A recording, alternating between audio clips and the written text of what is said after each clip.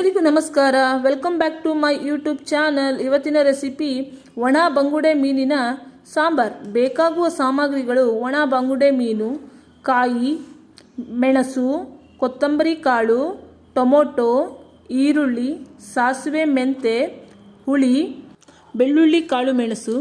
ಒಂದು ಪ್ಯಾನ್ಗೆ ಎಲ್ಲ ಮಸಾಲೆ ಐಟಮನ್ನು ಹಾಕಿ ಹುರಿದುಕೊಳ್ಳಬೇಕು. ನಂತರ ಒಂದು ಜಾರಿಗೆ ಈರುಳ್ಳಿ, ಟೊಮೊಟೊ, ಹುಳಿ, ಅರಿಶಿನ ಪುಡಿ, ಕಾಯಿ ಹಾಕಿ ರುಬ್ಬಿಕೊಳ್ಳಬೇಕು. ನಂತರ ಒಂದು ಪ್ಯಾನ್ಗೆ ಎಣ್ಣೆ, ಬೆಳ್ಳುಳ್ಳಿ, ಈರುಳ್ಳಿ, ಟೊಮೊಟೊ ಹಾಕಿ ಚೆನ್ನಾಗಿ ಫ್ರೈ ಮಾಡಿಕೊಳ್ಳಬೇಕು. ನಂತರ ರುಬ್ಬಿದ ಮಸಾಲೆಯನ್ನು ಅದಕ್ಕೆ ಹಾಕಿ ಬೇಕಾದಷ್ಟು ನೀರನ್ನು ಸೇರಿಸಿ ರುಚಿಗೆ ತಕ್ಕಷ್ಟು ಉಪ್ಪನ್ನು ಹಾಕಿ ಮಸಾಲೆ ಕುದಿಯಲು ಬಿಡಬೇಕು.